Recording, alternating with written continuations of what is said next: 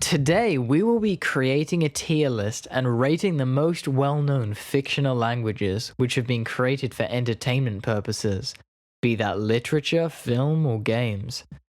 I have tried to rate these on different categories to assess and evaluate the languages, ranging from internal consistency to number of words, at least to the extent that communication can be effective in the language.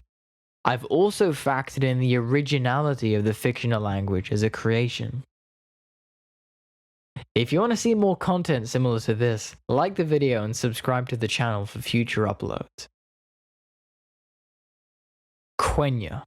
Okay, so first up is the elven language Quenya, which appears most notably in the Lord of the Rings franchise. Devised by J.R.R. Tolkien, who had taken an active interest in languages from a young age, and was already familiar with numerous languages outside of his native English, including Latin, Greek, and some ancient Germanic languages such as Gothic and Old Norse. It took Tolkien a few years to develop his first elven language, after beginning the process in 1910. Quenya was just one of a few languages that Tolkien devised for his literary universe, along with an entire family of related languages and dialects, but today from the Lord of the Rings franchise we will only be looking at Quenya. Derived from primitive Quendian, the elves in the fictional universe who traveled to Elvenhome and founded the city of Tirion eventually developed their own language of Quendian, distinct from other elven languages such as Sindarin, which the elves which stayed behind would speak. The pronunciation of Quenya is indebted to Latin, as is its stress rule. The word order found in the language is subject-verb-object, which can be found in many non-fictional languages such as French, Italian, and Chinese. English too uses this subject-verb-object ordering, as it would be said that cats drink milk, rather than cats milk drink, or some other configuration which is commonly found in languages around the world. Quenya underwent several revisions over time, as Tolkien continued to develop it, with some quite large revisions with its grammar, which was influenced by Finnish, Latin, and Greek. Although Tolkien made a conscious effort not to directly borrow words from existing languages, some words in Quenya, such as tul and anta, come and give respectively, are clear examples of Finnish influence. Quenyan script looks something like this, but more commonly appears using a Latin script. In Lord of the Rings, only portions and fragments of Quenya appear as elves communicate, resulting in less than 1,000 words in the Quenya language being found in the Lord of the Rings literature. This makes effective conversation very difficult for anyone trying to speak the tongue. However, Tolkien left a huge amount of unpublished notes and phrases that he was working on as he was developing Quenya, and various journals and scholars have edited and explicated these manuscripts, attempting to standardize grammar, further building up the language. Now, over 25,000 Elvish words have been published across the Elvish family of languages, with some mutual intelligibility existing between Quenya and the others. Okay, so how to assess the language? Firstly, it must be said that Tolkien was someone who had a pretty strong understanding of linguistic theory, and put a lot of time and effort into the various Elvish languages and dialects. Not only does this help create an awesome internal history for the Lord of the Rings universe, but also means that Quenya, along with the others, are sophisticated and developed languages. Although Tolkien never created enough of a Quenyan vocabulary for fans to be able to converse, many of Tolkien's notes on Quenya remain unpublished, meaning we may have a more developed language than was previously thought. For pure in-universe depth in relation to the other Elvish languages and its sheer originality, I'll put this in S tier, a strong start. Dothraki. Next up, we have the language Dothraki from Game of Thrones. Although the television series was created based off the book series A Song of Ice and Fire by George R.R. Martin, and passages of the novel contained Dothraki script, the language was never developed in the way that Quenya and the Elvish languages had been, meaning that a lot of the development came when the television adaptation was being created. HBO actually hired the Language Creation Society to help develop the language, and mainly through the work of David J. Peterson, Dothraki came to life. George R. Martin described how he had imagined the language, and Peterson drew in various inspiration from Russian to Swahili. English language influence exists in Dothraki too, as it was partially molded for the mostly English-speaking actors, so that they would have little to no difficulty with pronunciation and flow.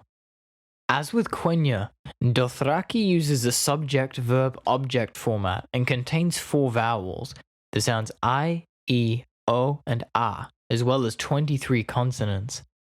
There are apparently a total of 3,163 words found in Dothraki, but less actually known to us as the creator has not made public the entire language. Overall, I think Dothraki as a language is interesting and undoubtedly exerts significant cultural influence. In fact, almost 150 girls born in the United States as of 2012 were named Khaleesi, the Dothraki word meaning wife of a chief. The Economist publication in 2017 described Dothraki as the, quote, most convincing fictional tongue since Elvish. However, due to 2 main constraints, the first being that the language had to fit with the books, and secondly that the language not be too difficult for the actors to memorize and pronounce, Dothraki never had the freedom that the Elvish languages had. I'll put Dothraki in the B category. Navi. Navi is the language of the humanoids who inhabit the moon Pandora in Avatar. Navi, which the inhabitants share their name with, was the creation of Paul Frommer, who is a linguistic expert and someone who was approached by Avatar director James Cameron to create the language. From the genesis of the concept of Avatar, James Cameron had a strong vision of the alien language, which the Navi would speak, and in fact had himself created about 24 words before Paul Frommer was contacted. Once Frommer was involved, it took about 6 months to work on the language, and it was already being used during the auditions for various roles on the film. Cameron wanted the language to sound appealing to the film's viewers, but also strange and foreign at the same time. The heavily trilled r sound and unusual consonant clusters help give an alien feel to the sound of the language. There are 7 vowels in Navi and 20 consonants. One interesting quality of Navi is the free word order which the language employs. In English, we would say she runs fast, but in Navi, the equivalent of runs she fast and she fast runs are frequently used. Masculine and feminine pronouns are optional in the language and quite sparse even when they are used. No written version of Navi appears in the universe, but for actors and scripts, the Latin script was used. Navi consisted of around 1,000 words when the first Avatar movie was released in 2009. Comprising of words used in the movie, the concomitant Avatar video game, and 4 songs written in the language. Since then, Frommer has continued work on the language, and now Navi has over 2,500 words in his lexicon. Although initially the understanding of Navi vocabulary was precluded to anyone but its creator, Frommer has since released the grammar, making the language learnable and able to be used in communication. As with Dothraki, as Navi had to be remembered by the actors in the film, as well as not having too much of a hard time pronouncing the words and phrases, the creation of the language was somewhat structured. However, as humans learn and develop skills in the language, as the film progresses, this lends a cool quality where different stages of language learning are on display, on a spectrum from rudimentary to native. The Navi language community is active too, with the Navi speaking community constantly working on the language with Frommer, adding words to the lexicon and standardizing grammar. This one can also go in B. Simlish. Anyone who has played The Sims will be familiar with the strange language the characters in the game use to communicate with each other. With the first installment of the Sims franchise in 1996, designer Will Wright worked with the dialogue team to create the Sims' own unique in-game tongue. Pulling in influence from wildly varied geographical regions, including Native American, Philippine, and Slavic dialects, the end result was something of a bizarre hybrid of the above and more. One voice artist who was employed to work on the Simcopter game had such trouble with the fusion he opted to speak gibberish instead. Despite Simlish having evolved as a language since the early installments of the game franchise, and the fact that it was never intended to be a structured language like other languages we've looked at, it nevertheless has certain rules and structures. Despite sharing a similar name with what is commonly referred to as Greeklish or Finglish, which are simply anglicizations of Greek, Finnish, or whatever, Simlish differs from English in some important ways. For example, English has something called linguistic interference, whereas Simlish does not. Additionally, Simlish has its own script, which does not really look like the Latin alphabet at all. However, Simlish does share quite a lot in common with English in some regards.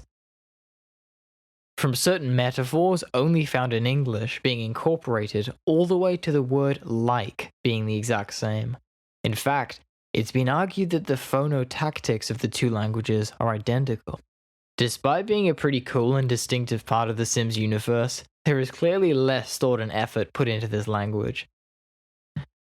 While I recognize that maybe it's supposed to be the point, words like wabba-dee-ba-doo, meaning I'm on fire, and chew-wagga-choo-choo, meaning there is something in the way, are quite clearly parodies of English and almost give the vibe of something like Pig Latin more than any concerted effort at making a quote-unquote new language. It is pretty fun and unique, but it doesn't really compete with the other three. This one's going in D. Klingon. One of the most famous so-called fictional languages, it was only a matter of time before Klingon made its appearance on the list. It is a language spoken by the Klingons from Star Trek, with an internal history dating back 1,500 years to Kales the Unforgettable. The language can first be traced back to a 1967 episode of Star Trek titled The Trouble with Tribbles, but this appearance was in reference only, as it would take another 12 years for it to be actually first heard. Star Trek, the motion picture from 1979, would mark the first audible Klingon, but this language was in fact only gibberish. It would take until 1984's Star Trek III, The Search for Spock, for a structured and designed Klingon language to enter the Star Trek universe. Designed with the intent to sound weird and otherworldly, linguist Mark Okrand, who was the predominant creator of the language, has said that the aim was to avoid typical linguistic patterns and language structures. As a result, Klingon's basic word order is very unusual and is infused with sounds that make it come across quite harsh to the human ear. Generally following an object-verb-subject word order, which is found in less than 1% of the world's languages, Klingon has the inverse ordering to the English language. So instead of saying cats drink milk drink cats is paradigmatically found in Klingon, which, despite misconceptions, is not, in fact, how Yoda talks. Feisty one you are! Why are you talking like that? Generally written is a form of Latin transcription. Klingon does have its own design script which looks like this, with 21 consonants and 5 vowels. It is believed that around 50 people in the world can communicate in Klingon with each other, although some skepticism exists as to the depth of conversation actually possible. Darmond Spears is one of these fluent speakers, and in fact raised his son Alec only speaking Klingon to him, making it the boy's native language. The Klingon language is really unique, sharing a word order with only a small number of other languages and having an extraterrestrial feel that suits the Star Trek universe so well. The cultural influence of Klingon is also significant, with it being referenced in a range of media from Kill Bill to Big Bang Theory to The Simpsons. There also exists an institute for the Klingon language, and popular language learning mobile app Duolingo provides a course for Klingon learners. I mean, even Google search even has it as a language option. This one, for both detail and popularity, is going in the A category. Davian. Davian is the language spoken in the country of Sildavia, which features in the Adventures of Tintin stories written by Hergé. Hergé himself created the language, using Brusselian, a Dutch dialect, as its reference point. Its similarities to Dutch in vocabulary and grammar mean that it actually can be classified as a Germanic language and as a branch of real-world existent language tree, unlike some of the previous in this video. It does have some resemblance to non-Germanic languages such as Polish, however, due to its norms of spelling and punctuation. As we can see here, the written language does loosely resemble non-Germanic languages, and as the fictional Sildavia was located in the Balkans region of Europe, there exists a general Slavic influence, especially regarding its syntax.